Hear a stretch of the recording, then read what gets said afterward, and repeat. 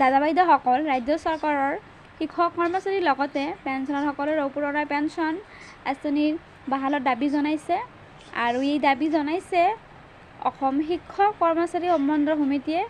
আৰু সকলোৰে বাবে যে পুৰণি পেঞ্চনৰ বাহালৰ দাবী জনাইছে সেইটো আমি ক'ম, সেয়েহে ভিডিঅ'টো সম্পূৰ্ণ চাব। তো এয়া চাওক, পুৰণি পেঞ্চন ব্যৱস্থা বাহাল ৰখাৰ দাবী। ৰাজ্যখনৰ 2013 আৰু তাৰ পিছত পদ প্ৰাদেশিকৰণ হোৱা শিক্ষক কৰ্মচাৰীসকলক নতুন পেঞ্চন আঁচনি NPS আৰু সংযুক্ত পেঞ্চন আঁচনি UPS পুৰণি পেঞ্চন আঁচনিৰ অধীনত অৱসৰকালীন সকলো সুবিধা প্ৰদান কৰিবলৈ ৰাজ্যৰ মাননীয় মহোদয় মুখ্যমন্ত্ৰী ডক্টৰ হিমন্ত বিশ্ব শৰ্মাক আহ্বান জনাইছে। শুক্ৰবাৰে সৌদ অসম শিক্ষক কৰ্মচাৰী সমন্বয় সমিতিৰ সভাপতি সুনেন্দ্ৰ কলিতা আৰু সম্পাদক পৰমানন্দ মজুমদাৰ, প্ৰচাৰ সম্পাদক সুজিত কুমাৰ দত্তই সংবাদ মাধ্যমত এই কথা হাতৰি কৈছে আৰু উল্লেখ কৰিছে যে 2013 চনত আৰু তাৰ পিছত প্ৰাথমিক বিদ্যালয়ৰ পৰা মহাবিদ্যালয় পৰ্যায়লৈকেও পদ প্ৰাদেশিকৰণ হোৱা শিক্ষক কৰ্মচাৰীসকল কোনো কাৰণতে পুৰণি পেঞ্চন আঁচনিৰ পৰা বঞ্চিত হ'ব নালাগিছিল।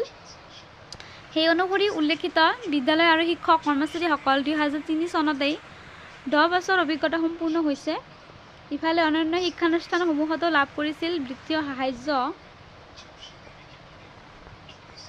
অতি গুৰুত্বপূৰ্ণ কথাটো হ'ল যে 2013 চনত বিদ্যালয়সমূহৰ শিক্ষক কৰ্মচাৰী পদ প্ৰাদেশিকৰণৰ সময়ত পূৰ্বৰ বিদ্যালয় পৰিচালনা সমিতি নিযুক্তি দিয়া তাৰিখ, কৰ্মত যোগদান তাৰিখ চৰকাৰীভাৱে দিয়া নিযুক্ত পত্ৰত উল্লেখ কৰা হয় আৰু সেইফালৰ পৰাও এইসকল শিক্ষক কৰ্মচাৰীসকলে কোনো কাৰণতেই পুৰণি পেঞ্চনৰ পৰা বঞ্চিত হ'ব নালাগিছিল। কিন্তু ৰাজ্য চৰকাৰৰ বৈষম্য বুলি হ'বলগীয়া হৈছে এইসকল দুৰ্ভগীয়া শিক্ষক কৰ্মচাৰীসকলৰ। জনপ্ৰতিনিধিসকলে মাত্ৰ 5 বছৰৰ বাবেহে নিৰ্বাচিত হৈ পুৰণি পেঞ্চন লাভ কৰিব পাৰে আৰু কিন্তু মানৱ সম্পদ সৃষ্টিত জড়িত থকা শিক্ষক কৰ্মচাৰীসকলে পুৰণি পেঞ্চন আঁচনিৰ পৰা বঞ্চিত হ'ব লাগে। আৰু চলিত বছৰৰ ডিচেম্বৰ মাহৰ ভিতৰতে 2013 চন আৰু তাৰ পিছত এই পদ প্ৰাদেশিকৰণ হোৱা সকলো শিক্ষক কৰ্মচাৰীসকলক পুৰণি পেঞ্চন আঁচনিৰ অধীনত সকলো সুবিধা প্ৰদান কৰিবলৈ সৌদ অসম শিক্ষক কৰ্মচাৰীসকলৰ সমন্বয় সমিতিয়ে ৰাজ্যৰ মুখ্যমন্ত্ৰীক তেওঁলোকে আহ্বান জনাইছে। তো দাদা বাইদেউসকল, ভিডিঅ'টো ইমানেই আছিল। সেয়েহে কৰ্মচাৰীসকলৰ প্ৰতিটো শেহতীয়া খবৰৰ বাবে লাইক এটা দি চেনেলটো ছাবস্ক্ৰাইব কৰিবলৈ নাপাহৰিব। ভিডিঅ'টো চোৱাৰ বাবে ধন্যবাদ।